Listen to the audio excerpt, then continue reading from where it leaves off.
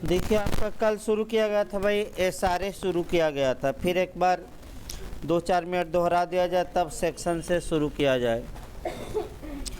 देखिए आपका विनिर्दिष्ट अनुतोष अधिनियम 1963 या इसको कहते हैं स्पेसिफिक रिलीफ एक्ट 1963। आपका पहला क्वेश्चन जो बन सकता है कि एसआरए किसका पार्ट है या किसका भाग है। अगर ये क्वेश्चन बने तो कल भी बताया गया था कि जो एसआरए है या विनिर्दिष्ट अनुतोष अधिनियम या विशिष्ट राहत अधिनियम जो है, ये आपका कल बताया गया था कि संविदा अधिनियम का ही भाग है, यानी कि संविदा या कॉन्ट्रैक्ट एक्ट का ही यह एक पार्ट है। दूसरा आपको बताया गया था इसकी उत्पत्ति पूछ सकता है, क्योंकि बिहार में आपका ऐसा क्वेश्चन भी बन रहा है, यानी कि उत्पत्ति से भी आजकल क्वेश्चन बन रहा है। तो इसकी उत्पत्ति कहाँ से हुई, तो इसकी उत्पत्ति का श्रेय किसको जाता है, तो इंग्लैंड के इक्विटी कोर्ट को, यानी कि इंग्लैंड के साम्य न्यायालय को। ये भी याद रखना है, क्योंकि आजकल ऐसा भी क्वेश्चन बन रहा है, सतर्क रहना है भाई। इसके बाद आपका बताया गया था जो इंटरव्यू में पूछा गया है कि विशिष्ट राहत अधिनियम, राहत भी कहा जाता है, या विनिर्दिष्ट अनुतोष अधिनियम का मुख्य उद्देश्य क्या है। तो मुख्य उद्देश्य यही आपका बताएंगे। जर्मी बेंथम का कोटेशन भी लिखवाया गया था कि जो वस्तु मेरी है वह मुझे दे दी जाए, बदले में मुझे कोई अन्य वस्तु या धन न दिया जाए। यद्यपि अगर अन्य वस्तु या धन मुझे दिया जाता है तो मुझे कोई आपत्ति नहीं है। इसका मतलब ये हुआ कि जिस चीज़ के लिए मैंने संविदा की थी वह चीज़ मुझे क्या किया जाए, प्रदान किया जाए।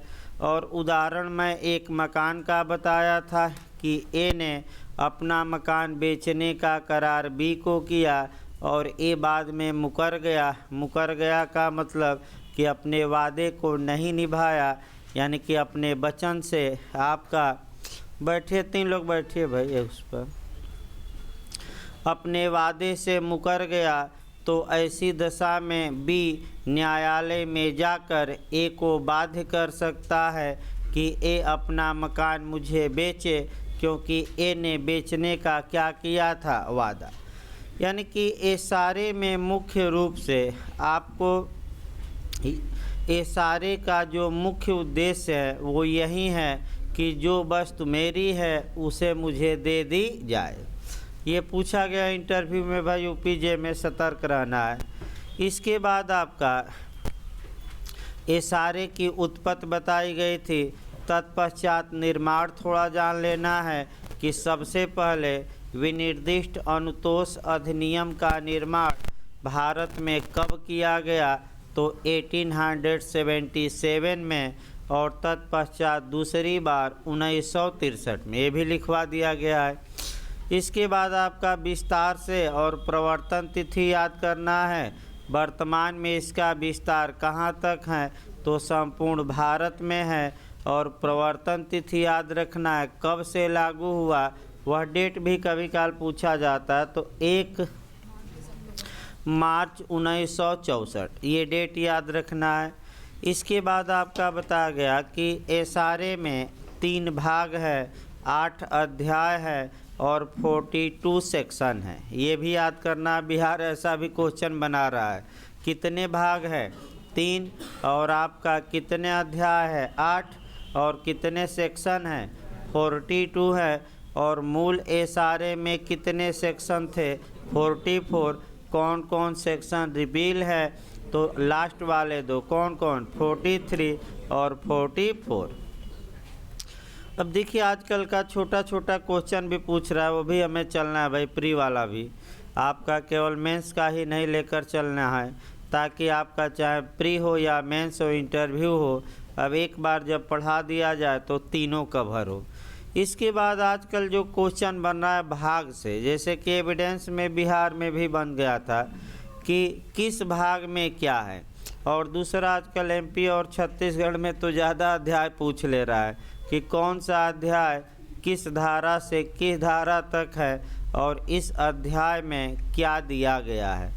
तो आज पहले आपका भाग लिखवा दिया जाए और सभी अध्यायों को दो दो लाइन बता दिया जाए कि इस चैप्टर में हमें ये पढ़ना है, तब आपका सेक्शन शुरू किया जाए। लिखिए भाई आपका, क्योंकि सामान्य बातें सब भाई कल बता दी गई थी, इसमें आपका काफ़ी डिटेल में लिखिए। एसआरए में या एसआरए शॉर्टकट में लिखिएगा, पूरा नाम अब न लिखिएगा, पूरा नाम भाई बता दिया जाए। फिर विनिर्दिष्ट अनुतोष अधिनियम 1963 या विशिष्ट राहत अधिनियम 1963 या स्पेसिफिक रिलीफ एक्ट 1963, लेकिन शॉर्टकट में SRA लिखा जाता है। लिखिए आपका, इस कानून में कुल 3 भाग हैं, नहीं तीनों भाग अलग अलग सेक्शन वाइज लिखवाने हैं, वो लिखवा गया था केवल ऐसे ही कि लिखवा गया तीनों भाग। लिखिए भाई अलग अलग एक एक लाइन लिखिए। इस अधिनियम में कुल 3 भाग है। लिखिए भाग 1, भाग 1 धारा 1 से लेकर 4 तक है, जिसमें प्रारंभिक बातें दी गई हैं। भाग 1 धारा 1 से लेकर 4 तक है। भाग 1 धारा 1 से लेकर 4 तक है, जिसमें प्रारंभिक बातें दी गई हैं, सामान्य बातें, परिभाषा इत्यादि दिया जाता है। हल्का तेजी लाइए। दूसरा लिखिए भाग 2, भाग 2 धारा 5 से लेकर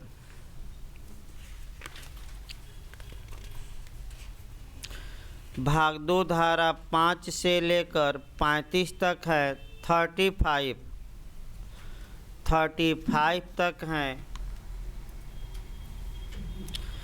जिसमें विनिर्दिष्ट अनुतोष का प्रावधान है। स्पेसिफिक रिलीफ का, विनिर्दिष्ट अनुतोष का प्रावधान है, स्पेसिफिक रिलीफ का। लिखिए भाग 3,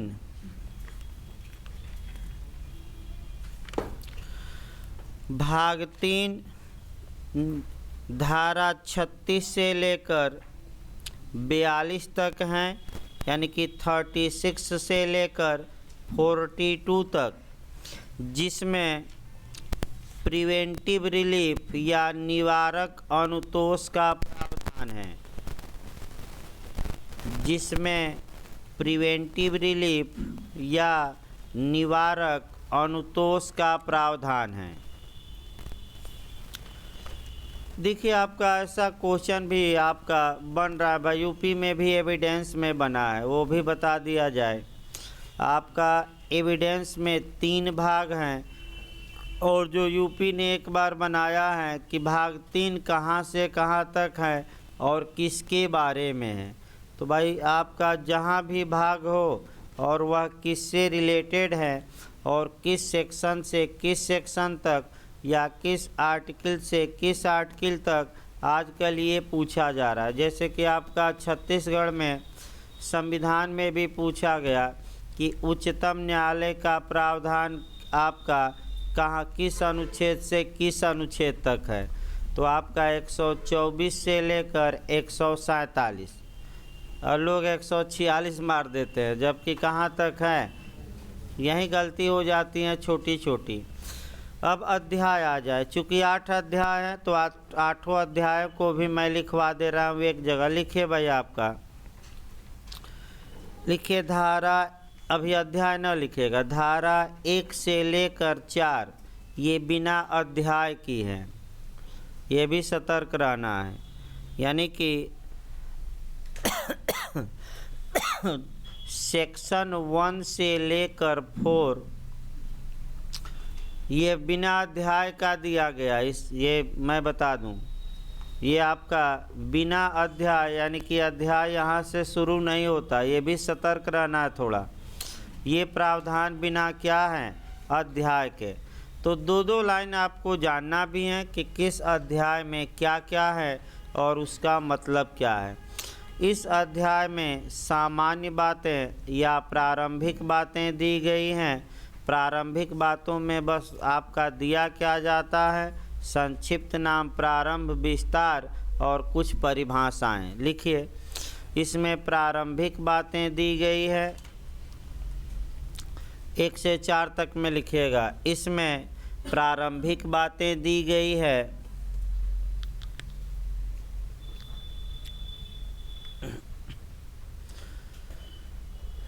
दूसरा लिखे, अब पैराग्राफ चेंज करके अध्याय 1, यहाँ से चैप्टर शुरू होगा भाई। अध्याय 1 लिखिए, धारा 5 से लेकर 8 तक, 5 से लेकर 8 तक। यहाँ से आपका प्री और मेंस में एक क्वेश्चन बनने का पूरा चांस रहता है। प्री में भी और मेंस में भी लगातार बिहार बनाता है, इस बार भी हमेशा बनाया है और एक क्वेश्चन बनने का पूरा चांस रहता है। लिखिए, कब्जे, संपत्ति के कब्जे का प्रत्युद्धरण, माने इस अध्याय में है क्या, तो प्रॉपर्टी के पोजेशन की रिकवरी है, यानी कि संपत्ति के कब्जे का प्रत्युद्धरण। प्रत्युद्धरण न शब्द आए तो रिकवरी, रिकवरी मतलब कि कब्जा वापस लेना, ना है तो उसको लिख लीजिएगा, संपत्ति के कब्जे का प्रत्युद्धरण। प्रत्युद्धरण का मतलब रिकवरी यानी कि वापस लेना। जैसे कि आपका संपत्ति का कब्जा कोई और ले लिया है तो आप उसको क्या पाएंगे, वापस पाएंगे। तो वापस के लिए क्या करेंगे, ये कहाँ से कहाँ तक हम बताएंगे, सेक्शन 5 से लेकर कहाँ तक, 8 तक। अब बहुत माप का महत्वपूर्ण होता है ये कब्जा। अगला लिखिए, अध्याय 2। अध्याय 2 धारा 9 से लेकर 25 तक है, 9 से लेकर 25 तक है, 9 से लेकर 25 संविदाओं का विनिर्दिष्ट पालन, स्पेसिफिक परफॉर्मेंस ऑफ कॉन्ट्रैक्ट।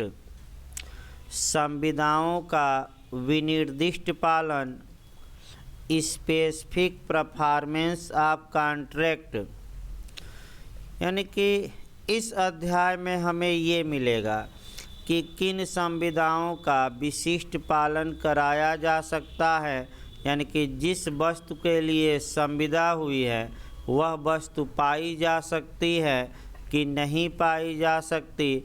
अगर नहीं पाई जाती तो वही जर्मी बेंथम का कोटेशन, अन्य वस्तु दिलवा दीजिए या धन दिलवा दीजिए, धन यानी कि क्षतिपूर्ति दिलवाइए। अगर वह वस्तु हमें नहीं मिलती है तो इसमें आपका 2 धारा अच्छे से पढ़ना है, एक धारा 10 और दूसरा 14। दोनों में आपका 36 का आंकड़ा कहा जाता है।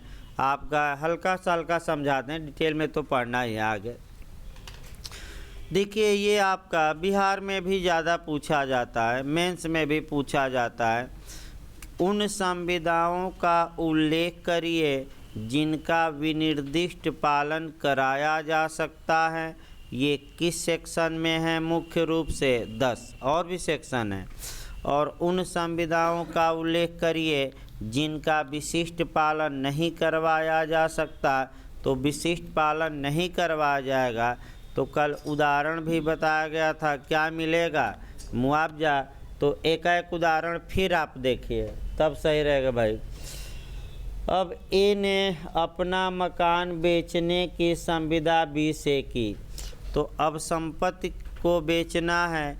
तो अगर ए इनकार कर देता है तो क्या बी न्यायालय से इसका विशिष्ट पालन करा सकता है कि नहीं, यानी कि न्यायालय से मांग करेगा कि न्यायालय ए को आदेशित करे कि ये मकान हमें बेचे, तो ये विशिष्ट पालन हो सकता है संपत्ति संबंधी।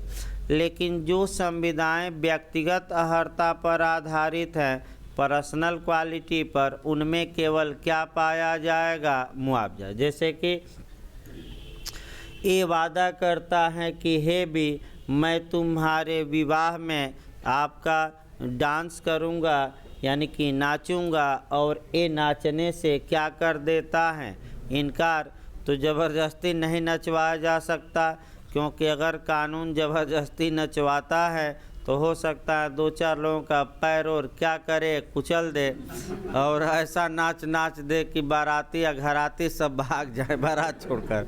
अकेले घोड़ी पर कौन बैठा रहे, दूल्हा, और दूल्हा भी बोर होगा तो घोड़ी भी गड़े निकली, अनकंट्रोल हो गई तो भी क्या करेगी, लेकर भाग जाएगी। तो अब ए ने अपना वचन नहीं निभाया, और ये संविदा पर्सनल क्वालिटी पर आधारित है, तो इसका विशिष्ट पालन नहीं होगा। लेकिन बी ए से क्या वसूल सकता है, प्रतिकर। तो अब सेक्शन जोड़ लीजिए, किन संविदाओं का विशिष्ट पालन होगा, कौन सी धारा भाई, 10, और किन का विशिष्ट पालन नहीं होगा, केवल क्षतिपूर्ति वसूलेंगे।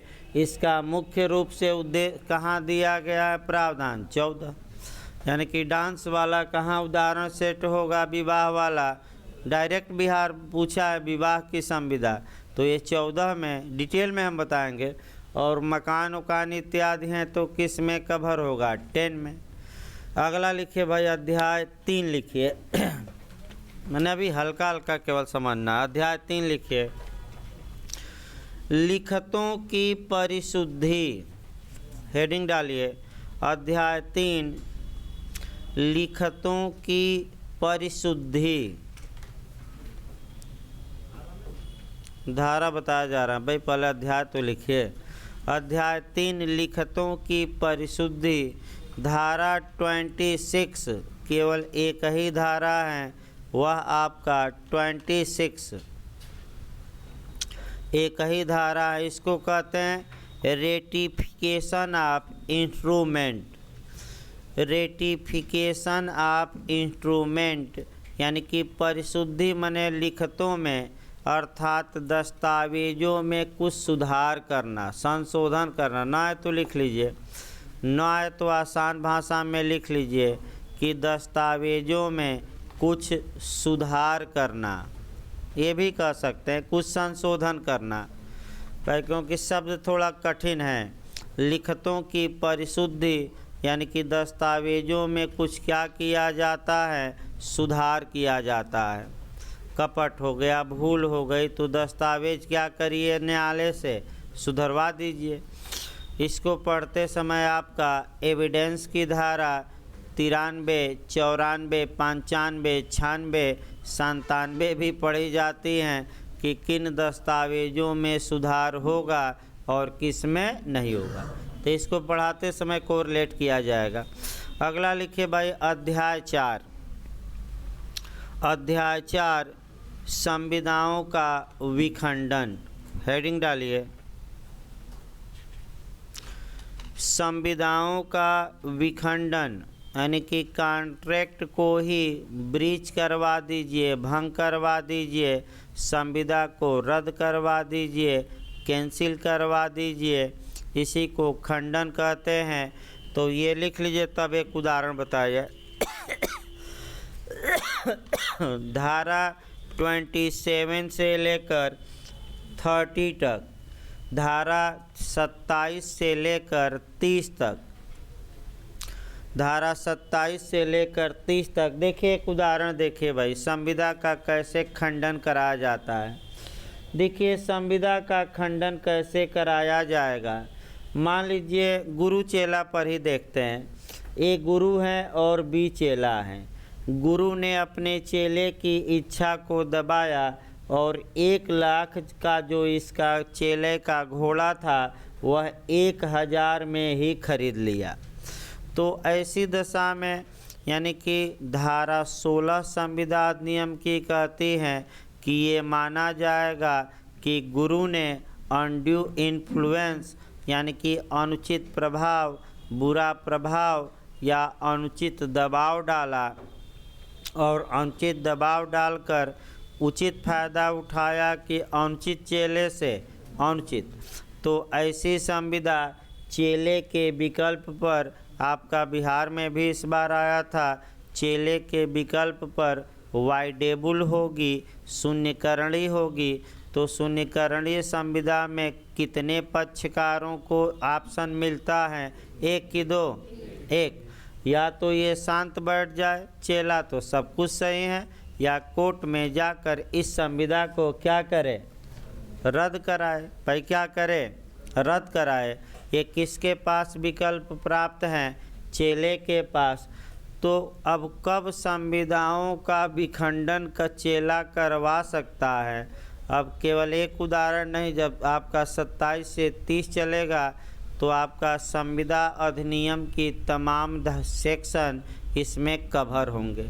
ये तो बस एक उदाहरण आपका चैप्टर का बताया जा रहा है। अब इसी में आपका सिद्धांत भी आजकल पूछा जा रहा है कि साम्य चाहने वाले को साम्य का पालन करना चाहिए, यानी कि अपना हक मांगिए लेकिन विपक्षी का भी हक देने के लिए तत्पर और क्या रहिए? तैयार। तो इसमें बताइए तो बी गया न्यायालय में और कहा कि हजूर गुरु हमारे घोड़ा ले लिए हैं कम दाम में, इच्छा को दबाकर और हमें मेरा घोड़ा दिलवाया जाए। अगर न्यायालय इस संविदा को क्या करता है? रद्द करता है, तो गुरु से घोड़ा किसको मिल जाएगा? चेले को। भाई संविदा विखंडित हुई तो किसको मिलेगा? चेले को। लेकिन चेला भी तो कितना लिया है? गुरु का। तो क्या चेला का कर्तव्य नहीं है कि 1000 गुरु को वापस कर दे? हैं कि नहीं? तो अगर चेला साम्य की मांग कर रहा है, माने अपना घोड़ा मांग रहा है, तो जो गुरु का आपका 1000 रुपया लिया है उसको भी देने के लिए तत्पर और तैयार रहे। इसी को कहा जाता है कि साम्य की मांग करने वाले को साम्य का पालन करना चाहिए, यानी कि अपना हक मांगे लेकिन गुरु का जो हक है वो देने के लिए क्या रहे? तैयार। तो ये बताया जाएगा आपका सेक्शन 30 में है। आगे अगला लिखिए भाई आपका अध्याय 5 लिखतों का रद्दकरण, कैंसिल किया जाता है। कैंसिलेशन ऑफ इंस्ट्रूमेंट अध्याय 5 में है। लिखतों का रद्दकरण माने कैंसिल किया जाता है। सेक्शन 31 से लेकर 33, सेक्शन 31 से लेकर आपका 33 तक। देखिए इसमें क्या होता है। इसमें आपका ये मांग की जाती है कि हजूर जो दस्तावेज हैं उसे रद्द कर दिया जाए, कैंसिल कर दिया जाए। तो कुछ दशाओं में न्यायालय दस्तावेज़ों को ही क्या कर देगा? कैंसिल। और ये भी हो सकता है कि कैंसिल करके वापस ही ना करे और इम्पाउंड कर दे, यानी कि परिबद्ध कर ले, यानी कि जब्त कर ले। आइए आपका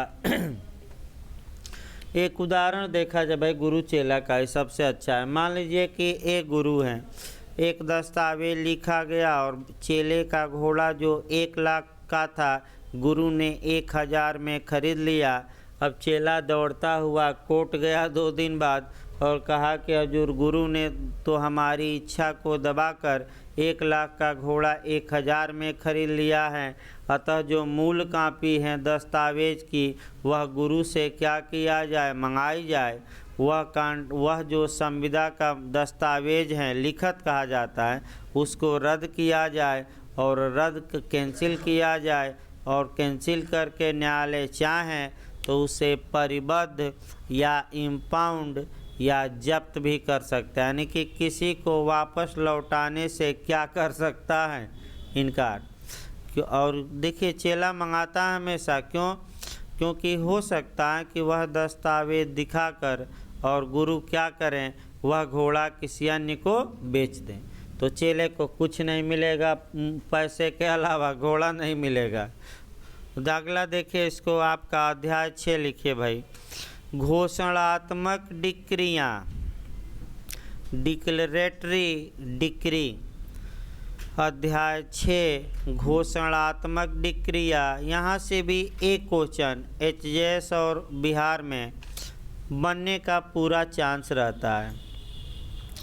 अध्याय 6 घोषणात्मक डिक्रियाँ सेक्शन 34 से लेकर 35 तक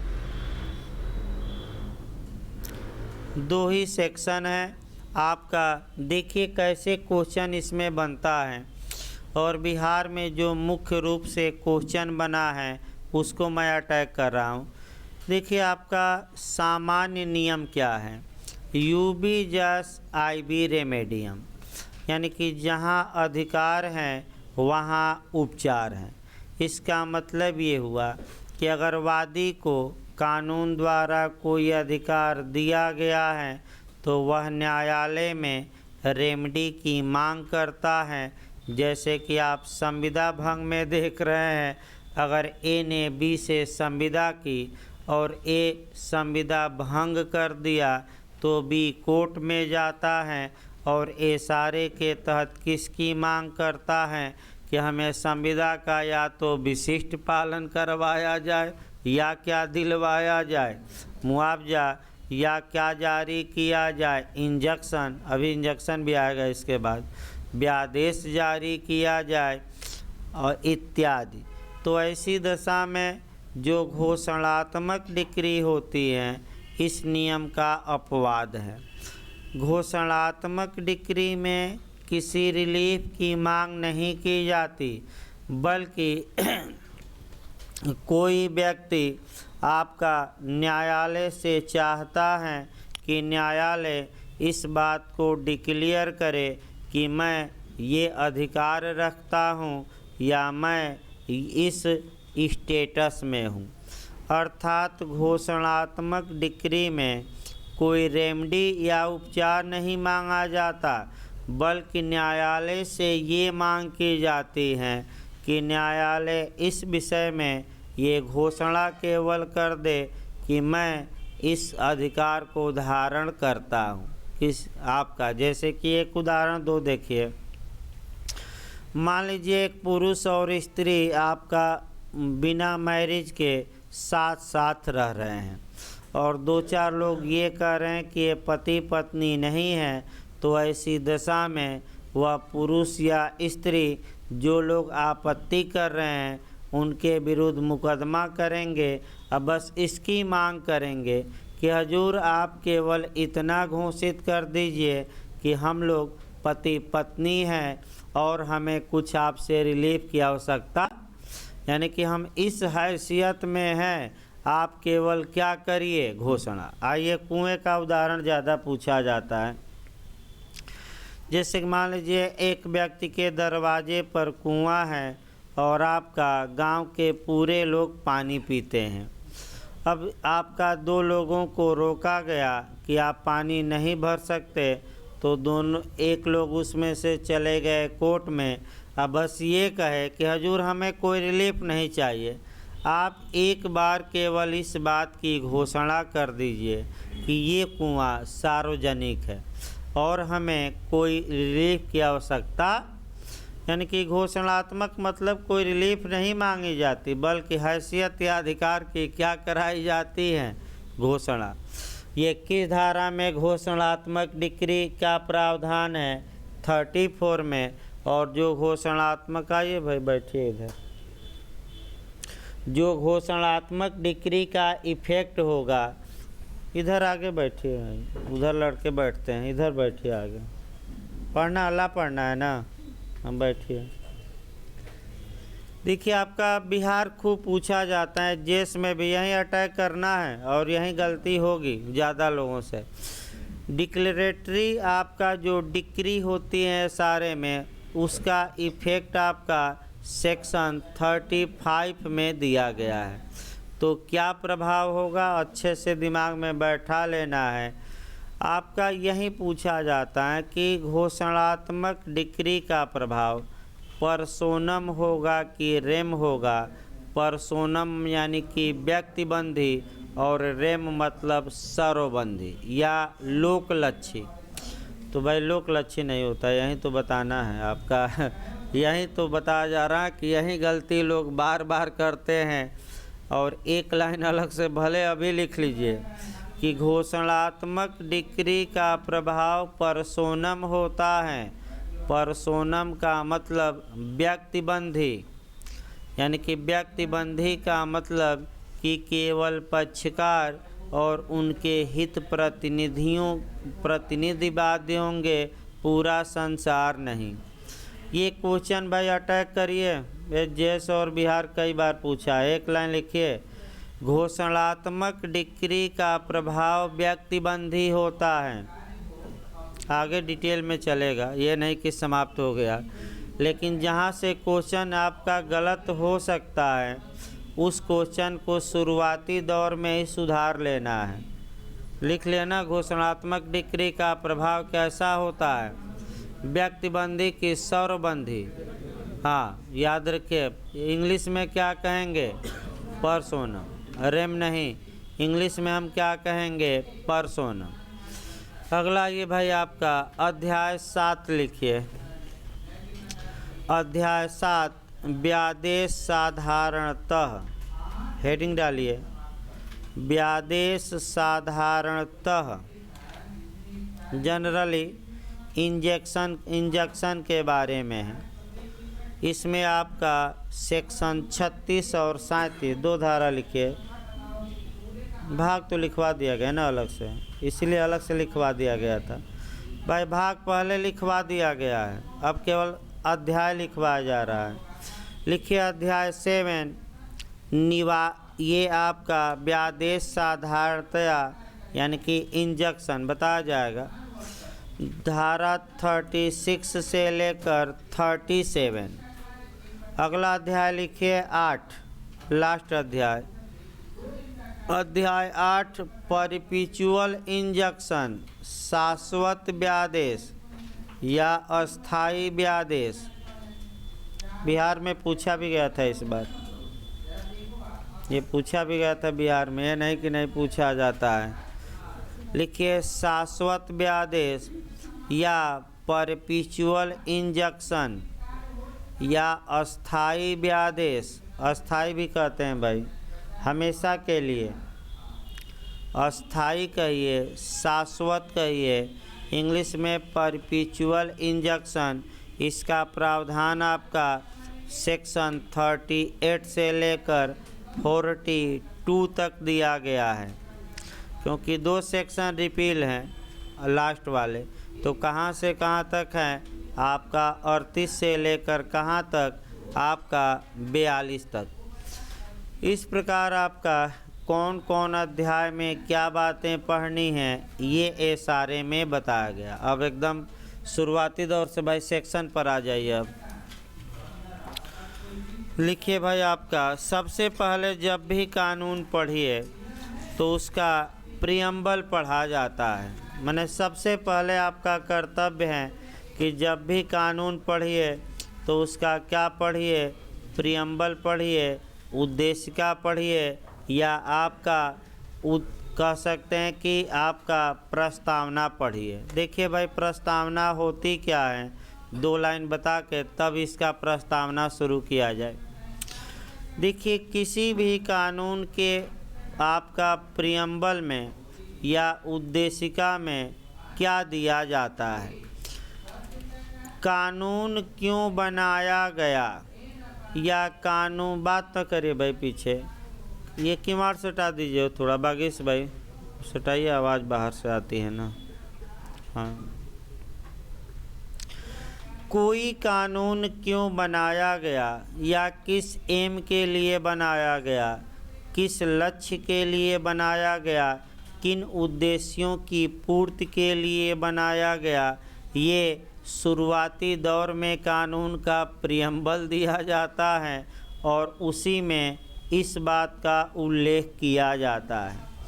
इसीलिए प्रियम्बल आपका जैसे कि संविधान हुआ, तो हमारे संविधान में सबसे पहले प्रियम्बल दिया गया है, उद्देशिका दी गई है, और जो उद्देशिका है उसमें बताया गया है कि ये संविधान किन उद्देश्यों की पूर्ति के लिए बनाया गया।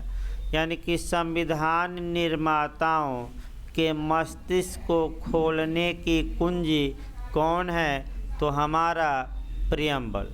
और बिहार तो बहुत अटैक कर रहा है, जे में भी 2-3 क्वेश्चन बना दिया है प्रियम्बल से। और आपका मैं बार बार बता रहा था कि जब जे में 2-3 क्वेश्चन प्रियम्बल से ही आ गया था, तो निश्चित तौर पर एपीओ में भी एक क्वेश्चन रहेगा, और आ भी गया था कि आपका संविधान की कुंजी कौन है कि कौन है, तो कुंजी किसे कहा जाता है, प्रियम्बल को। तो हमारे संविधान का जो प्रियम्बल है, उद्देशिका है, वह संविधान के राज को क्या करेगी, खोलेगी। यानी कि उन उद्देश्यों को बताती हैं, आगे बैठिए इधर, उन उद्देश्यों को उद्देशिका बताती हैं जिन उद्देश्यों की पूर्ति के लिए कोई कानून बनाया जाता है। और हमारे संविधान में जो प्रियम्बल हैं उन लक्ष्यों को बताता है जिन लक्ष्यों की पूर्ति के लिए संविधान निर्माताओं ने हमारे संविधान की क्या की, रचना। अतः इसलिए संविधान के प्रियम्बल को संविधान की आत्मा भी कहा जाता है, कुंजी भी कहा जाता है, और गागर में सागर भी कहा जाता है। यानी कि अगर कोई हमारे पूरे कॉन्स्टिट्यूशन को न पढ़े, केवल प्रियम्बल को पढ़ ले, तो उसे ज्ञान हो जाएगा कि इस संविधान में क्या अच्छाइयाँ हैं। अगला देखिए, उसी प्रकार आपका एसआरए में भी प्रियम्बल है, जो ये बताएगा कि इस कानून को बनाने के पीछे क्या एम था या क्या उद्देश्य का थी। देखिए उद्देश्य भाई, कतिपय प्रकारों के विनिर्दिष्ट अनुतोष से संबंधित विधि को परिभाषित और संशोधित करने के लिए अधिनियम।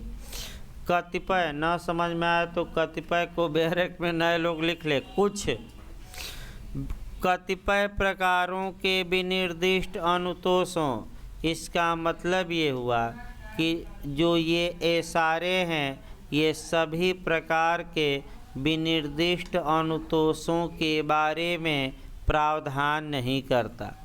ये कतिपय मतलब क्या हुआ, सम मतलब क्या हुआ, कुछ।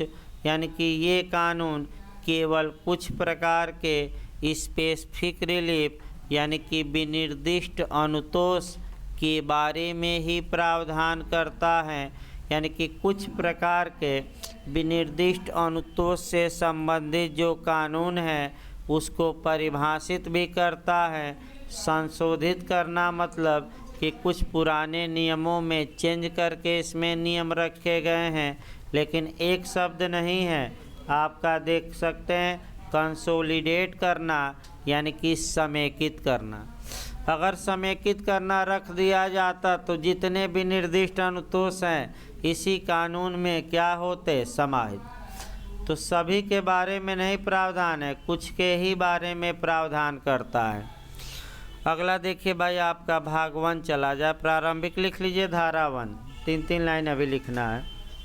मेन रूप से सेक्शन 5 से ज़्यादा चलेगा, 4 तक आपका छोटा छोटा ही प्रावधान है। लिखिए भाई, आपका सेक्शन 1 लिखिए या धारा 1, हेडिंग डाल लीजिए, संक्षिप्त नाम विस्तार और प्रारंभ।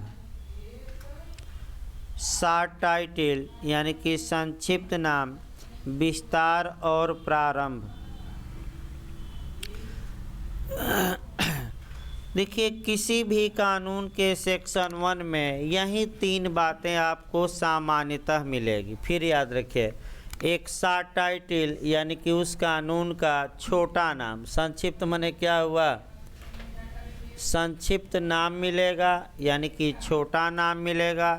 इसके बाद आपका उसका विस्तार माने क्षेत्रीय विस्तार यानी कि किन क्षेत्रों में ये कानून लागू होता है। और प्रारंभ मतलब आरंभ मतलब लागू होना यानी कि प्रवर्तन तिथि या इन्फोर्समेंट डेट, यानी कि किस तारीख को ये कानून लागू हुआ।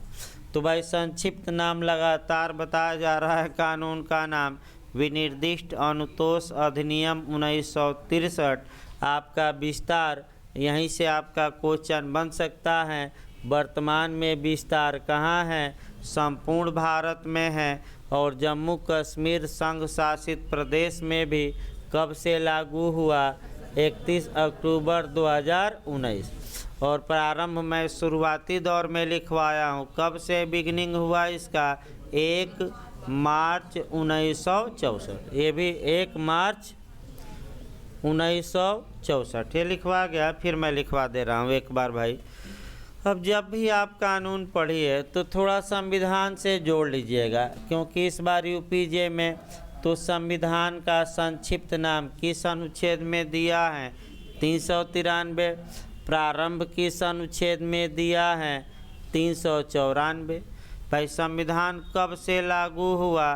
तो 2 पार्ट में लागू हुआ। आपका 16 अनुच्छेद कब लागू हो गए? तो 26 नवंबर 1949 को। और पूरा संविधान कब लागू हुआ? तो 26 जनवरी 1950 को। ये अपने मन से नहीं बता रहा हूँ मैं, यह स्पष्ट रूप से किस आर्टिकल में दिया गया है? 394। तो संविधान का प्रवर्तन कहाँ, किस अनुच्छेद में? अभी यूपीजे में ये पूछा गया था भाई, इसी बार आपका ये क्वेश्चन आया था कि संविधान का संक्षिप्त नाम कहाँ दिया गया है। तो आर्टिकल याद करना पड़ेगा, किस आर्टिकल में? 393। इसको लिखिए, एक 2 लाइन लिखिए, 3 लाइन केवल भाई। सेक्शन 1 में लिखिए, ये सारे का लिखिए। इस कानून का संक्षिप्त नाम विनिर्दिष्ट अनुतोष अधिनियम 1963 होगा। मैंने लिखना चाहे तो भाई लिख सकते हैं, कुछ नए लोगों के लिए भी लिखवा दिया जाए, क्योंकि पुराने लोग तो आपका जानते हैं ये सब। इस कानून का संक्षिप्त नाम विनिर्दिष्ट अनुतोष अधिनियम 1963 होगा। अगला लिखे भाई, पैराग्राफ चेंज करके।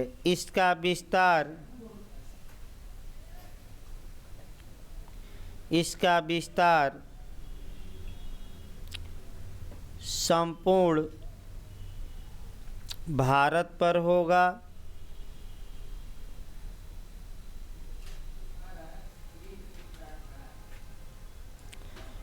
लिखिए 31 अक्टूबर 2019 से,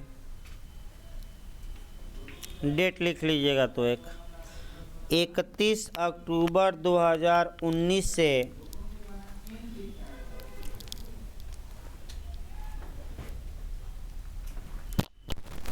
यह अधिनियम जम्मू कश्मीर संघ शासित प्रदेश में भी लागू कर दिया गया है। जम्मू कश्मीर संघ शासित प्रदेश में भी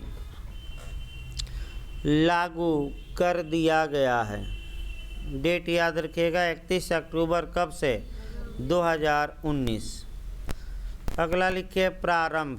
इसी लाइन में प्रारंभ लिख लीजिए, या प्रवर्तन तिथि। प्रारंभ लिखिए भाई इसके आगे 1 मार्च 1964, 1 मार्च 1964।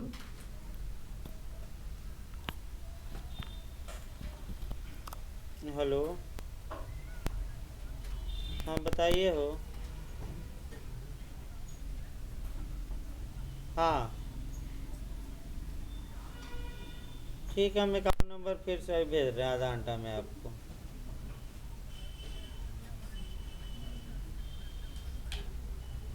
हम एड्रेस भी भेज दे रहे हैं लिख के। ठीक, अभी थोड़ी देर बाद भेजते हैं, थोड़ी देर बाद भेजते हैं आपको।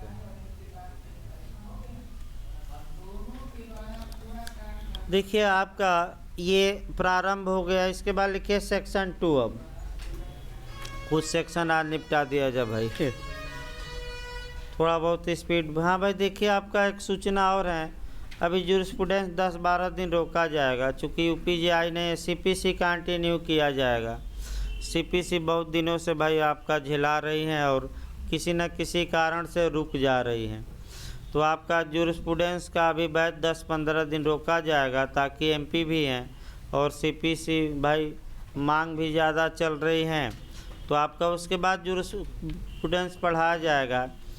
और इसके बाद आपका टीपीए पढ़ाना है, माने वो भी लगेगा, लेकिन आपका सीपीसी कंटिन्यू चलाया जाए ताकि भाई जल्दी ये निपटे। बहुत 2-3 माह से फंसी हैं ये, यानी कि और कई सब्जेक्ट निपट गए, कॉन्ट्रैक्ट और तमाम चीज़ें, और ये आपका फंसी रह गई, तो भाई निकाल दिया जाए, क्योंकि यूपीजे अभी आने में समय लगेगा। तब तक आपका एचजेएस और एमपीजे का जो सिलेबस है सब पढ़ाना ही है, तो इधर भाई लाभ भी हो जाएगा लोगों को, और अपना एमपी वाले भी परेशान हैं सीपीसी के लिए, तो उनको भी लाभ हो जाएगा, और ऑनलाइन वाले भी परेशान हैं भाई, 3 माह से माने चल ही नहीं पा रहे हैं, कुछ न कुछ कारण आ जा रहा है, कुछ न कुछ सब्जेक्ट। एक आपका संविधान लगाया जाएगा, क्योंकि संविधान असल बात बहुत लंबा चल जाता है, तो कुछ माइनर ख़त्म हो जाए मेजर, क्योंकि संविधान जब चलेगा तो यूपीजे आ जाने दीजिए,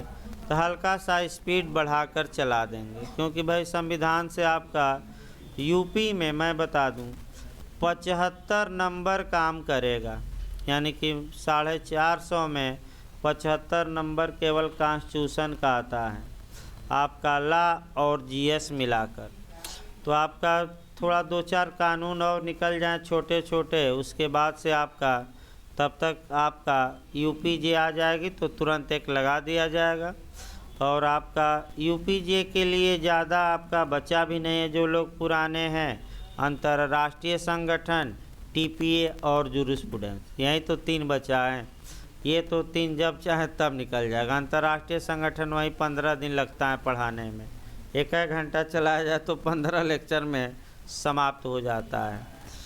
देखिए आगे भाई आपका इसमें लिखिए सेक्शन 2 परिभाषाएं या डिफिनीशन दी गई है। धारा 2 में परिभाषाएं दी गई हैं, परिभाषाओं से भी कभी काल क्वेश्चन बन जाता है। आइए धारा 2A देखा जाए। लिखिए भाई, लिखते रहे, 2-2 लाइन की परिभाषा है।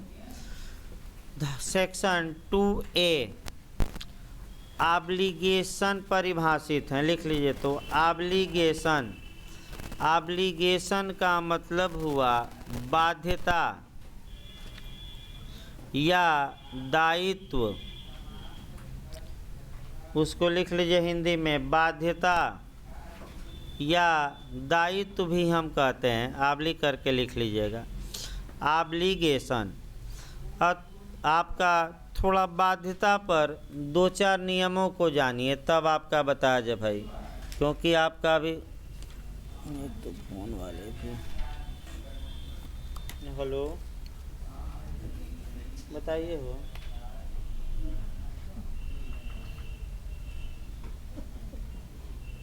नहीं याद नहीं चलेगा,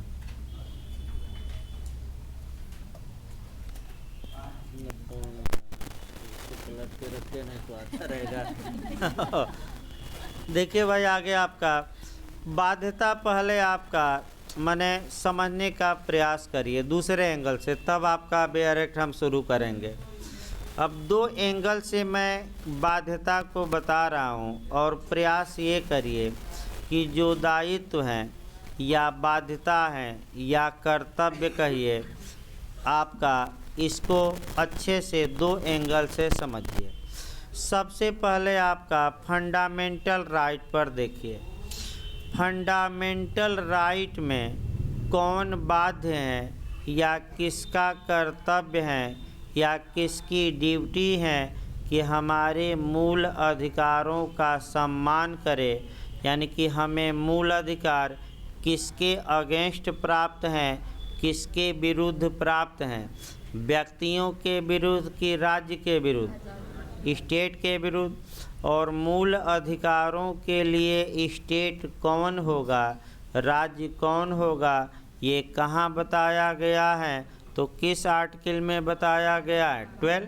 किस में? 12। अब आइए बाध्यता, अब यानी कि कौन बाध्य हो गया हमारे मूल अधिकारों से? राज्य। अब बाध्यता का मतलब कानून में ये बताया गया है कि ऐसा कर्तव्य जिसे कानूनन लागू कराया जा सके। अब आपको यही दिमाग में रखना है कि अगर अनुच्छेद 12 वाला राज्य अपने कर्तव्य को नहीं निभाता, अर्थात हमारे फंडामेंटल राइट का हनन या वायलेशन या अतिक्रमण या उल्लंघन करता है, तो क्या हम कानून द्वारा उसे इन्फोर्स करा सकते हैं कि नहीं, प्रवर्तित करा सकते हैं कि नहीं? तो करा सकते हैं कि नहीं? तो बताइए, सुप्रीम कोर्ट जाएंगे कि हाई कोर्ट की? दोनों। दोनों। तो किस अनुच्छेद के तहत सुप्रीम कोर्ट? 32। और किस अनुच्छेद के तहत हाई कोर्ट? 226। तो ये कर्तव्य विधि द्वारा प्रवर्तनीय है कि नहीं है? है। कानून द्वारा लागू कराया जा सकता है कि नहीं? कराया जा सकता है। अब आइए थोड़ा संविदा की परिभाषा देखिए, आपका कॉन्ट्रैक्ट पढ़े भी हैं। कॉन्ट्रैक्ट या संविदा की परिभाषा संविदा अधिनियम की धारा में दी गई है? 2H। तो संविदा के कितने तत्व बताए गए थे? 2। पहला क्या होना चाहिए? करार। और वह करार विधिता क्या हो? तो जो कर्तव्य विधिता प्रवर्तनीय होते हैं उसी को एक लाइन में हम क्या कहते हैं? बाध्यता। तो बाध्यता का मतलब ये हुआ कि किसी व्यक्ति का ऐसा कर्तव्य जिसे कानून द्वारा हम इन्फोर्स करा सकते हैं। अब इशारे में आ जाइए, माने शुद्ध रूप से आपका इशारे देखा जाए। ए ने बी से ए ने बी से वादा किया कि हे बी, मैं अपना मकान तुम्हें बेचूंगा 10 लाख रुपया में। तो ए ने वादा किया, तो ए का कर्तव्य है, बाध्यता है कि वह बी को मकान बेचे। अगर ए अपने कर्तव्य का उल्लंघन करता है, बी को मकान बेचने से इनकार करता है, तो क्या बी ए के इस कर्तव्य को निभवा सकता है कि नहीं कोर्ट द्वारा? यानी कि ए के कर्तव्य को न्यायालय द्वारा लागू करवा सकता है कि नहीं? लागू करवाना मतलब प्रवर्तित करा सकता है कि नहीं? इन्फोर्स करवा सकता है कि नहीं? करवा सकता है। यही तो लगातार बताया जा रहा है, और क्या? ये सारे में यही तो पढ़ना है कि कब लागू होगा।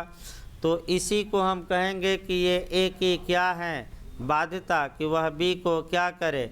मकान बेचे। और अगर ये बाध्यता का पालन नहीं करता तो बी क्या करेगा? कोर्ट द्वारा इसे पालन करवा देगा। तो इसी को आपका, अब देखिए बेयर की भाषा, अब आसान हो जाएगा आपको समझना भाई। बाध्यता, ऑब्लिगेशन, बाध्यता के अंतर्गत विधि द्वारा प्रवर्तनीय हर एक कर्तव्य आता है। यानी कि ऑब्लिगेशन का मतलब ये हुआ कि किसी व्यक्ति का ऐसा ड्यूटी, ऐसा कर्तव्य जिसे कि कानून द्वारा क्या करवाया जा सके, इन्फोर्स, उसी को हम क्या कहेंगे? बाध्यता। अब तुरंत आपको दिमाग में रखना है कि कुछ कर्तव्य ऐसे हैं जिसे कानून द्वारा इन्फोर्स या लागू या प्रवर्तित नहीं कराया जा सकता। तो ऐसे मामलों में उस कर्तव्य को हम बाध्यता कहेंगे कि नहीं? तो नहीं कहेंगे। और एक दो कर्तव्य आप देखिए जिनको कानून द्वारा लागू नहीं करवाया जा सकता। तो आप लोग आप ही बताइए, आप लोग एक दो संविधान से तो थोड़ा बहुत बता सकते हैं। भाग 4 यानी कि डीपीएस यानी कि नीति निर्देशक तत्व, ये राज्य का कर्तव्य तो है, तो क्या विधि द्वारा प्रवर्तनीय है? तो नहीं है। तो ये बाध्यता माना जाएगा कि नहीं? नहीं, ये नैतिक बाध्यता है लेकिन कानूनी नहीं, क्योंकि विधि द्वारा प्रवर्तनीय हम लोगों का कर्तव्य भाग 4A, आपका भारत के नागरिकों का कर्तव्य, क्या इसके लिए कोर्ट का दरवाज़ा खटखटाया जा सकता है? नहीं। तो ये कैसी बाध्यता हो गई? नैतिक, क्योंकि विधि द्वारा प्रवर्तनीय नहीं है। एक और उदाहरण देखिए, ताकि उदाहरण से दिमाग में भाई बैठेगा, और कोई उपाय नहीं है इसका। देखिए आगे, देखिए ध्यान से। ए ने बी को 5,000 रुपया उधार दिया था और बी ने वादा किया था कि हम इस उधार को वापस कर देंगे, और वादा नहीं निभाया, और जिस दिन बी इनकार कर दिया या ड्यू डेट थी, शुद्ध था डेट या ड्यू डेट थी, उसका कितने साल के अंदर ए मुकदमा करके और बी से पैसा वसूल सकता है? तो कल भी बताया गया कि संविदा भंग में समय कितना होता है, लिमिटेशन पीरियड 3 वर्ष। 3 वर्ष के अंदर कौन मुकदमा कर सकता है? ए। ये बार काउंसिल ऑफ इंडिया के एग्ज़ाम में पिछली बार आया था कि संविदा भंग के लिए परिसीमा काल, तो परिसीमा काल कितना है? 3 साल। अब ये आया कि 3 साल बीत गया, तो आप बताइए 3 साल जब बीत गया तो बी का जो ए को पैसा वापस करने का कर्तव्य था, अब विधि द्वारा प्रवर्तनीय नहीं रहा। तो इसी को आपका कहा जाता है कि बी का अब ऐसा कर्तव्य है जिसे कानून द्वारा लागू नहीं कराया जा सकता। इसका मतलब अब बी की बाध्यता समाप्त हो गई कि बनी हुई है? समाप्त। इसी को लीगल भाषा में कहते हैं टाइम बार्ड डेट, काल तिरोहित ऋण या समय बाधित ऋण, या ऐसा उधार सामान्य भाषा में जिसकी वसूली का समय क्या हो गया है? बीत गया है। याद रखिए, वसूली का समय क्या है? बीत गया है। और कॉन्ट्रैक्ट की धारा 25 का अपवाद नंबर 3 भी पूछा जाता है। कौन सी धारा का? कॉन्ट्रैक्ट की धारा 25 का 25 का एक्सेप्शन कौन? 3। इसी पर आपका रिलेटेड है। लिखिए भाई एक लाइन, उतना बहुत ज़्यादा बता दिया गया, मैंने आपका बाध्यता बहुत ज़्यादा बता दी गई, नैतिक भी और विधिक भी। लिखिए इसको, धारा 2A में लिखिए, बाध्यता के अंतर्गत विधि द्वारा प्रवर्तनीय, बाध्यता के अंतर्गत विधि द्वारा प्रवर्तनीय हर एक कर्तव्य आता है। हर एक कर्तव्य आता है।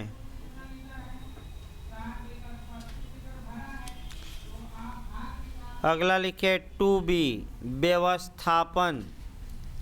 2B में सेटलमेंट या व्यवस्थापन, सेटलमेंट या व्यवस्थापन।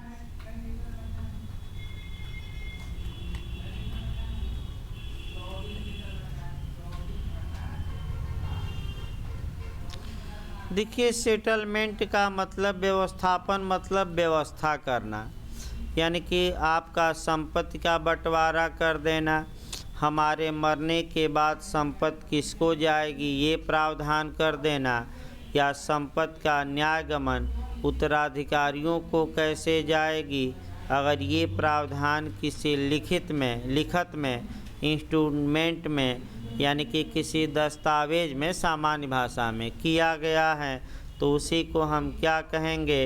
व्यवस्थापन। अब यहाँ जो आपका पूछ सकता है कि व्यवस्थापन के अंतर्गत कौन विलेख नहीं आते, एक लाइन बन सकता है, विक्रय विलेख, आपका वसीयती विलेख, दान विलेख, पट्टा विलेख, यही देगा। तो व्यवस्थापन में 2 नहीं आते, वो भी व्यवस्थापन है, लेकिन इस कानून से क्या है? अलग है। और वह कौन कौन से हैं दस्तावेज जो लिखत में व्यवस्थापन में शामिल नहीं हैं? तो लिखा गया स्पष्ट डायरेक्ट, भले आप न पकड़ पाए, तो विल, और दूसरा क्या है? क्रोडपत्र। ये व्यवस्थापन में शामिल हैं कि नहीं? तो व्यवस्थापन में शामिल नहीं है। सबके लिए नहीं, केवल किसके लिए? इशारे के लिए, इसको आगे बताया जाएगा। लिखिए भाई, लिखिए आपका व्यवस्थापन के अंतर्गत वसीयत अथवा क्रोड पत्र नहीं आते, नहीं लिखिएगा, नहीं आते।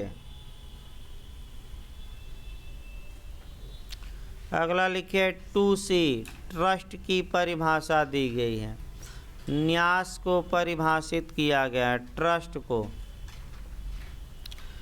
ट्रस्ट की परिभाषा दी गई है, यानी कि न्यास की, ये भी कानून पढ़ना अभी, न्यास अधिनियम भी। देखिए जहाँ तक ट्रस्ट की बात है, न्यास अधिनियम 1882 अलग बना है।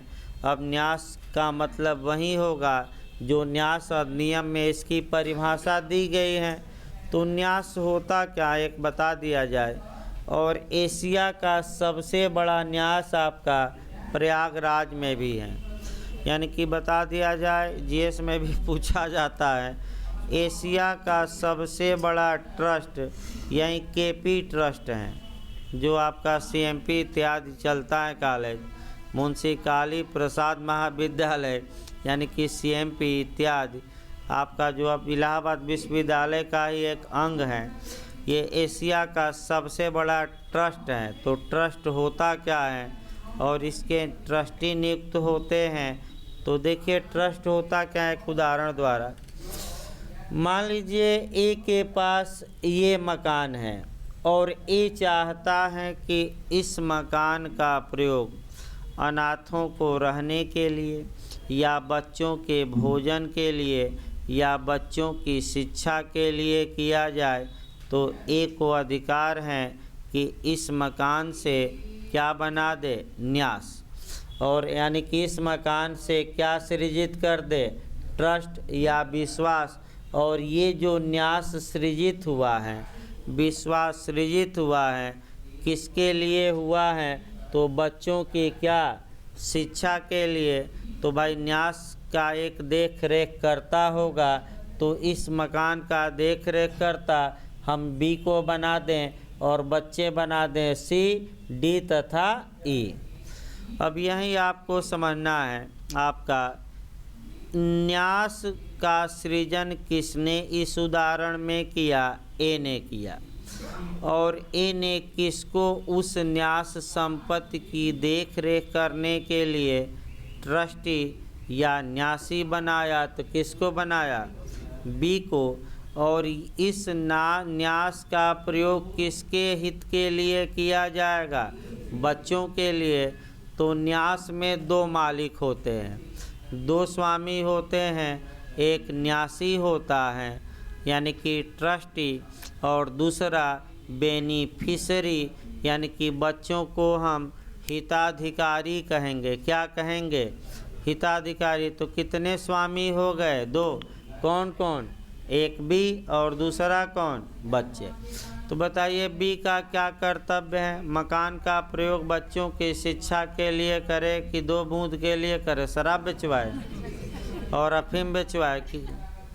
तो आपका इसमें पैसा बहुत ज़्यादा आता है भाई, करोड़ों लोग खर्चा करते हैं। चूँकि भाई ट्रस्ट का नियम होता है, ये उसमें नियम बनाया गया है कि केवल कायस्थ लोग ही इस ट्रस्ट के ट्रस्टी बन सकते हैं। ट्रस्ट का चुनाव होता है और चुनाव में जो जीतता है वही ट्रस्टी होता है, और कोई जाति का आदमी नहीं बन सकता कायस्थ के अलावा, केपी ट्रस्ट का जो नियम है। और आपका अब तो काफ़ी विस्तृत हो गया है, आपका एशिया का सबसे बड़ा ट्रस्ट है। अब उसमें पैसा करोड़ों लोग खर्चा करते हैं अध्यक्ष बनने के लिए, ट्रस्टी बनने के लिए, ट्रस्ट का अध्यक्ष, इसलिए कि इतना अथाह संपत्ति है कि आपका माने इधर उधर करके कई करोड़ कमा लेते हैं। जैसे कि मान लीजिए बिल्डिंग आपका पुताई करानी है तो 10 लाख का बजट पास होगा, अब पुताई 1 लाख की और पैसा कितना निकला, 10 लाख। तो ऐसे ही कोई मेंटेन कराना हो, कोई और काम कराना हो, तो ये सारे पैसे भाई अध्यक्ष और तमाम मेंबर होते हैं, पैसा इसीलिए कमाया जाता है। और ऐसा ही आपका मुस्लिम विध में वक्फ होता है, वक्फ, तो दोनों को अंतर है, लेकिन एक साथ दोनों को पढ़ा जाता है। लेकिन उतना नहीं बताना है, बस एक लाइन जानना है, अगर इशारे में कहीं न्यास आ जाए इसका मतलब कि वही परिभाषा न्यास की लागू होगी जो न्यास अधिनियम या ट्रस्ट एक्ट 1882 में दी गई है। यहाँ परिभाषा अलग नहीं दी गई है, वही परिभाषा यहाँ क्या होगी, लागू। लिख लीजिए, अगला लिखे, परिभाषा ना लिखे, बस 2C में न्यास परिभाषित है और कुछ नहीं लिखना है। 2 आ जाइए डी, न्यासी यानी कि ट्रस्टी। तो इस उदाहरण में बताइए न्यासी कौन है और न्यास का सृजन करता और हिताधिकारी, हाँ हिताधिकारी बच्चे हैं। अब ये आपको तो संपत्ति, न्यास में संपत्ति कौन होल्ड करता है, कौन धारण करता है, न्यासी। लेकिन किसके हित के लिए, हिताधिकारियों, यानी कि इस उदाहरण में किसके हित के लिए न्यासी धारण करेगा, बच्चों के। तो भाई न्यासी कौन होगा, जो न्यास संपत्ति को क्या करता है, होल्ड करता है। लिख लीजिए, एक ही लाइन का तो है। न्यासी वह होगा जो न्यास संपत्ति को धारण करता है, यही परिभाषा भी है। एक लाइन लिखिए, न्यासी वह होगा जो न्यास संपत्ति को क्या करता है, धारण करता है। न्यासी वह होगा जो न्यास संपत्ति को धारण करता है, होल्ड करता है। 2E आ जाइए, धारा 2E, 2E आ जाइए, लिखिए तब समझा जाए। ऐसे पद तथा शब्द, एक लाइन लिख लीजिए, ऐसे पद तथा शब्द जो इशारे में परिभाषित नहीं है, जो इशारे में परिभाषित नहीं, माने इस कानून में इशारे में परिभाषित नहीं है, किंतु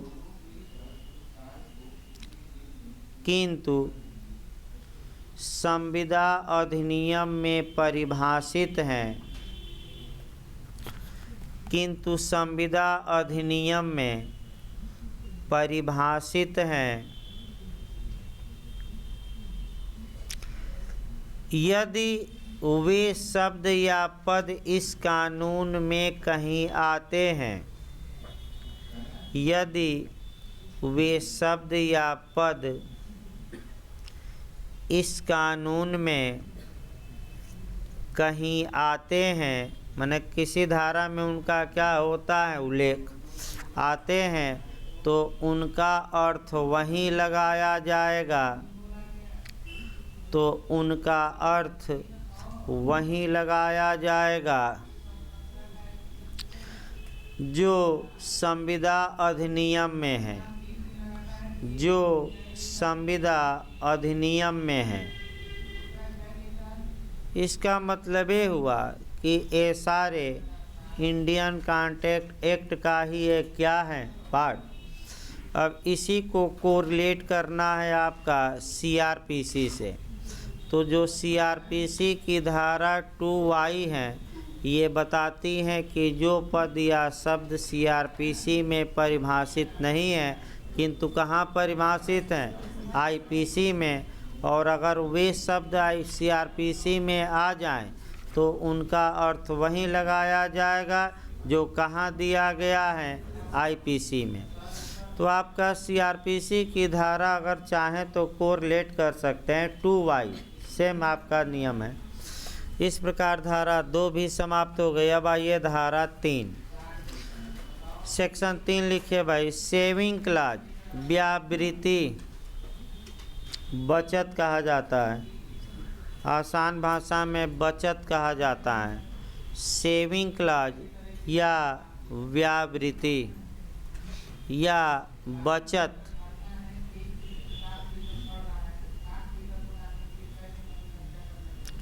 सेविंग क्लॉज या व्यावृत्ति या इसको हम कहते हैं बचत। देखिए आपका क्या बचाया जाता है। बचत खंड हमेशा लगभग हर एक कानून में आएगा। आपका सीआरपीसी में भी काम करेगा, आपका आईपीसी में भी, सीपीसी में भी, लगभग हर एक कानून में, टीपीए में भी धारा 2 में सेविंग क्लॉज हैं। सेविंग का मतलब होता है कि कुछ चीज़ों को कानून से बचा लिया जाता है। जैसे कि आपका कोई आदमी कमा रहा है, पूरा खर्चा किया, 100 रुपया बचा कर बैंक में जमा कर दिया, तो क्या किया? सेविंग किया भाई, बचा लिया गया 100 रुपया। अब देखिए क्या क्या बचाया गया है। देखिए धारा 3 भाई तब लिखवा जाएगा, ए तस्मिन अन्यथा उपबंधित के सिवाय। ए तस्मिन का मतलब हुआ इसके बाद, ए तस्मिन माने इस धारा के बाद, अन्यथा उपबंधित के सिवाय। अगर अन्यथा उपबंधित मतलब कि अगर कोई विपरीत बात न लिखी गई हो, यानी कि इस धारा के बाद अगर कोई विपरीत बात न लिखी गई हो, सिवाय इस अधिनियम की किसी भी बात से यह नहीं समझा जाएगा कि वह किसी व्यक्ति को विनिर्दिष्ट पालन से भिन्न अनुतोष के किसी ऐसे अधिकार से जो वह किसी संविदा के अधीन रखता हो वंचित करती है। इसका मतलब ये आया कि धारा 3 आपका सेविंग क्लॉज है। फिर एक बार समझिए तो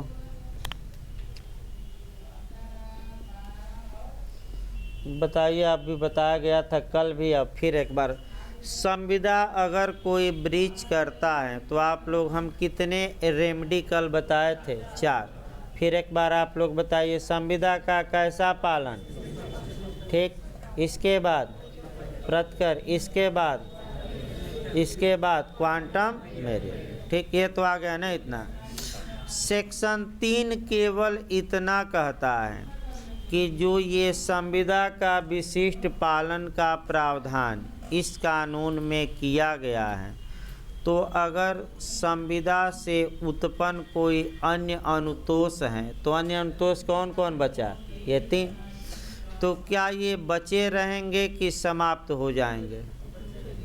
बचे रहेंगे, यानी कि संविदा का विशिष्ट पालन दिया गया है और संविदा से उद्भूत अन्य अनुतोष हैं, तो क्या विशिष्ट पालन इनको समाप्त कर देगा कि ये भी साथ में चलते रहेंगे?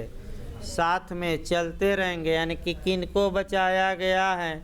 तो संविदा से संबंधित अन्य अनुतोषों को, जो किसके अलावा हो? संविदा के स्पेसिफिक परफॉर्मेंस। यानी कि इसका मतलब ये हुआ कि विशिष्ट पालन तो इस कानून के तहत कराया ही जा सकता है, और जो संविदा भंग पर उपचार हैं, ये कानून उस पर विपरीत प्रभाव डालेगा कि नहीं डालेगा? नहीं डालेगा, अर्थात ये तीनों उपचार भी बचे रहेंगे और संविदा का पक्षकार इसकी भी मांग कर सकता है। अब इसमें कोई समस्या हो तो बताइए भाई। 2 लाइन का था, क्योंकि कल भी हम बताए थे चारों उपचार, बस आज 1 लाइन बता दिया गया। इसी को कहा जाता है सेविंग क्लॉज भाई। अगला शब्द देखिए, दस्तावेजों पर भारतीय रजिस्ट्रीकरण अधिनियम 1908 के प्रवर्तन पर प्रभाव डालती हैं, ये नहीं समझा जाएगा। इसका मतलब ये हुआ कि अगर किसी दस्तावेज का रजिस्ट्रेशन आवश्यक था और आपने रजिस्ट्रेशन नहीं कराया, तो ये कानून तो एक तो मान्यता नहीं देता, और जिन दस्तावेज़ों का रजिस्ट्रेशन आवश्यक है आपको हर हाल में उनका क्या कराना पड़ेगा? रजिस्ट्रेशन। नहीं तो दस्तावेज न्यायालय स्वीकार करेंगे कि नहीं?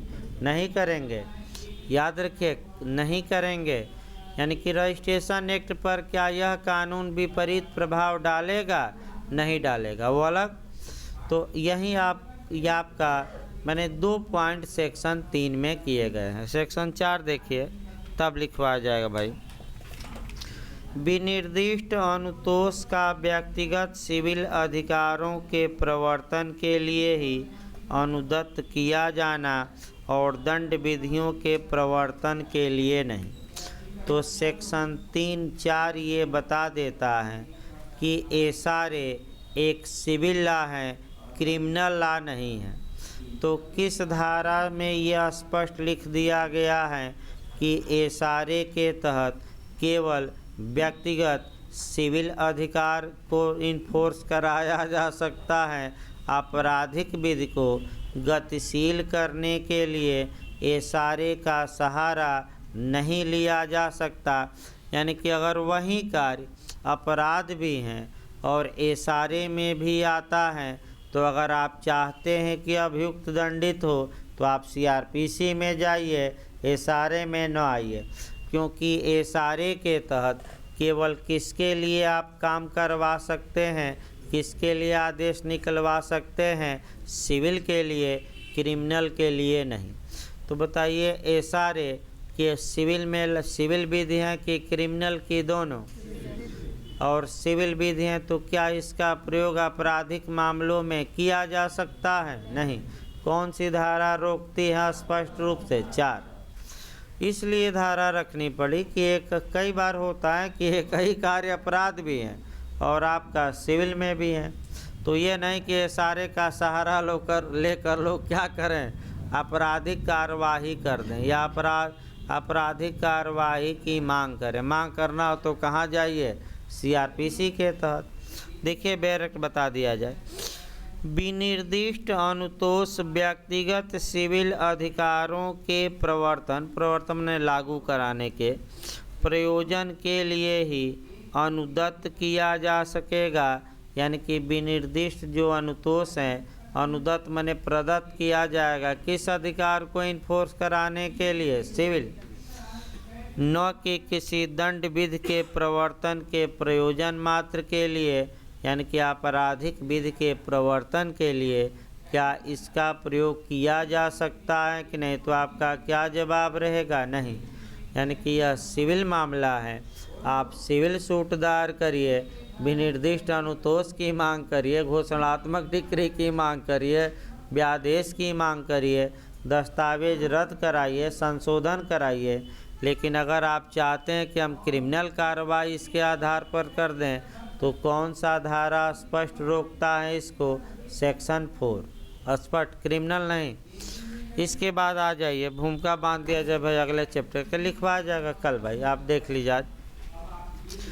अध्याय 1 धारा 5 से लेकर और 8 तक। यहाँ से आपका निश्चित रूप से क्वेश्चन बनता है। एक तो आपका सेक्शन का बंटवारा भी समझिए, लिखवाएंगे हम आपका सेक्शन का बंटवारा कर लेना है। 5, 6 और 7 कौन सा? 8।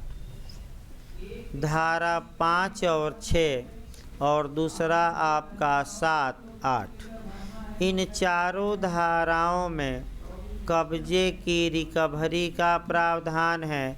तो आखिर 4 सेक्शन में है क्या? तो सेक्शन 5 और 6 केवल और केवल इमूवेबल प्रॉपर्टी, अस्थावर संपत्ति या अचल संपत्ति के कब्जे की पुनः वापसी और चल संपत्ति है। तो कौन सी धारा? 7, 8। यही पूछा गया। अचल संपत्ति के कब्जे का प्रत्युदाहरण, रिकवरी, वापसी किन धाराओं के तहत? 5, 6 और चल संपत्ति के लिए 7। देखिए इसको हम एरिया बता दे रहे हैं, बहुत लंबा थोड़ा आपका व्यापक है। इसको कहाँ से पढ़ कर आइएगा, कल तो भाई CPC भी चलाना है। तो आपका हम एरिया बता दे रहे हैं, सेक्शन कौन कौन पढ़ना है। इसको घर से अगर पढ़ कर आएंगे तो और अच्छा रहेगा। CRPC में पहले बता दिया जाए। CRPC में 145 से लेकर हल्का सा आप कौन देख कर आएंगे? 148। लंबा चलेगा भाई ये। CPC में आपका धारा 16 भी पढ़ना है और धारा 19 भी, यानी कि टोटल सेक्शन 16 भी और कौन सा सेक्शन 19, ये किस में आपको हल्का सा देखना पड़ेगा, सीपीसी। आपका साक्ष्य अधिनियम में धारा 110 यानी कि कब्जा स्वामित्व का प्राइमा फेसाई क्या होता है एविडेंस, पढ़ाएंगे हम, लेकिन एरिया बना दे भाई, थोड़ा लंबा एरिया चलेगा। इसके बाद आपका कब्जा विधि का 10 में से कितने अंक दिए जाते हैं, 9। इसके बाद जुरिस्प्रूडेंस में आपका कब्जा हल्का सा देखना पड़ेगा और कब्जे की रक्षा क्यों की गई है, और अगर किसी व्यक्ति को बेकब्जा कर दिया गया है तो वह कब्जा की पुनः प्राप्ति के लिए, रिकवरी के लिए क्या कर सकता है, ये सारे में क्या प्रावधान है, और कब्जे को लेकर अगर अशांति की संभावना है तो सीआरपीसी में क्या प्रावधान है। तमाम चीज़ें आपको बताई जाएंगी कल। और आपका कब्जा स्वामित्व का प्रथम दृष्टया क्या होता है, साक्ष्य। तो कब्जा क्यों रक्षा की गई है, ये तमाम पहले भूमिका बांधी जाएगी और तब यहाँ से भाई बता दिया जाए। प्री में निश्चित एक क्वेश्चन आता है। अब देखिए कैसे क्वेश्चन बनेंगे तो बताएंगे हम, बस हल्का सा चेंज करता है एक लाइन, और जो हल्का सा नहीं पकड़ पाएगा वो निश्चित गलत करेगा।